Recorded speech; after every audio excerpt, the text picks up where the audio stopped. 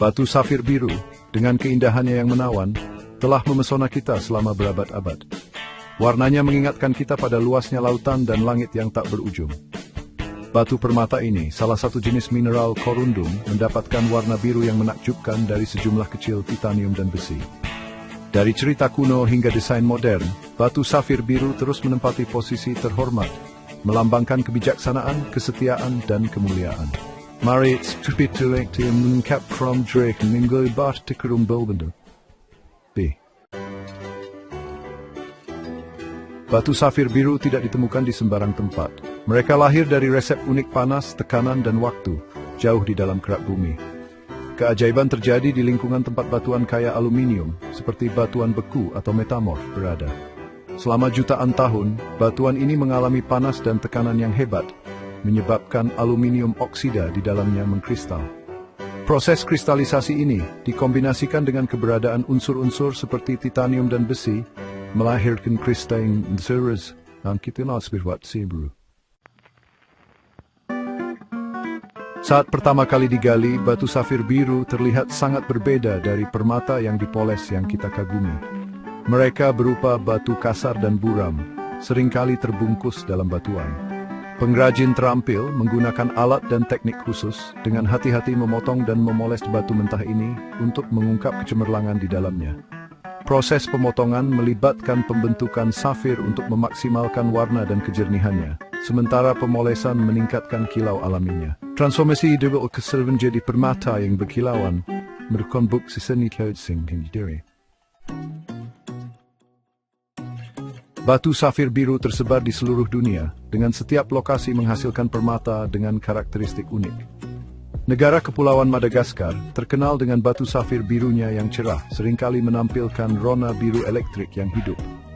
Kashmir yang terletak di Himalaya menghasilkan beberapa safir yang paling dicari di dunia, yang dikenal dengan warna biru seperti beludru dan kejernihannya yang luar biasa. Sri Lanka, yang secara historis dikenal sebagai Ceylon, terkenal dengan batu safir biru bunga jagungnya yang dihargai karena warnanya yang lembut dan romantis. Sumber penting lainnya termasuk Myanmar, Australia, dan Amerika Serikat, khususnya Montana.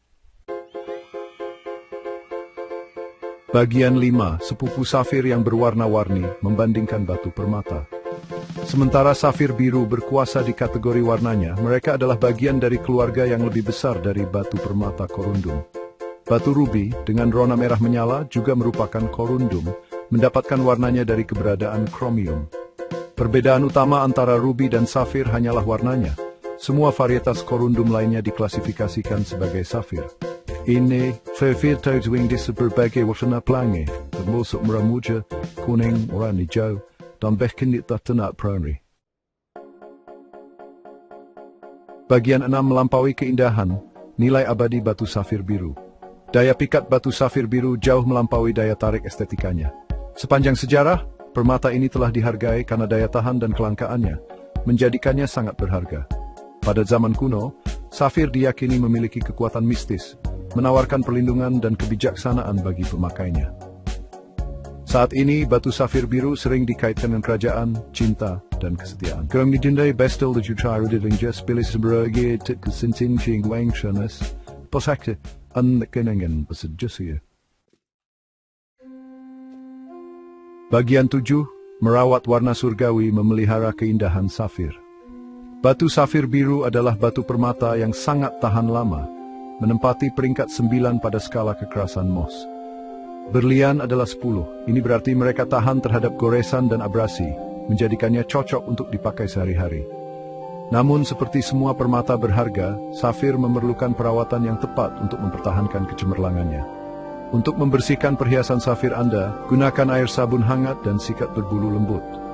Hindari bahan kimia keras atau pembersih abrasif, karena dapat merusak permukaan permata. Simpan perhiasan safir terpisah dari perhiasan lain untuk mencegah goresan. Bagian 8. Warisan biru safir melalui masa. Batu safir biru telah menghiasi mahkota dan menghiasi jari-jari raja dan ratu selama berabad-abad. Peradaban kuno termasuk Yunani, Romawi, dan Persia menghargai safir karena keindahannya dan percaya bahwa mereka memiliki sifat magis.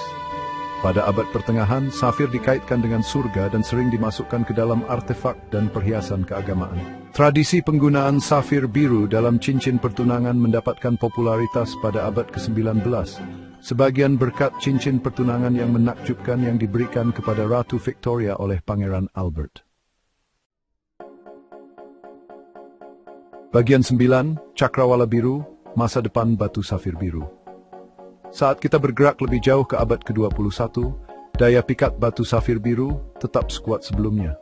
Konsumen semakin tertarik pada keanggunan abadi permata, daya tahan, dan praktik sumber etis. Desainer merangkul batu safir biru dalam desain klasik dan kontemporer, menampilkan keserbagunaan dan keindahan permata. Baik menghiasi cincin pertunangan, kalung pernyataan, atau sepasang anting elegan, batu safir biru terus memikat kita dengan keindahan surgawi dan daya pikatnya yang abadi. Kisah mereka, sebuah bukti kecakapan artistik bumi dan kecerdikan manusia, adalah kisah yang akan terus diceritakan dan dihargai untuk generasi yang akan datang.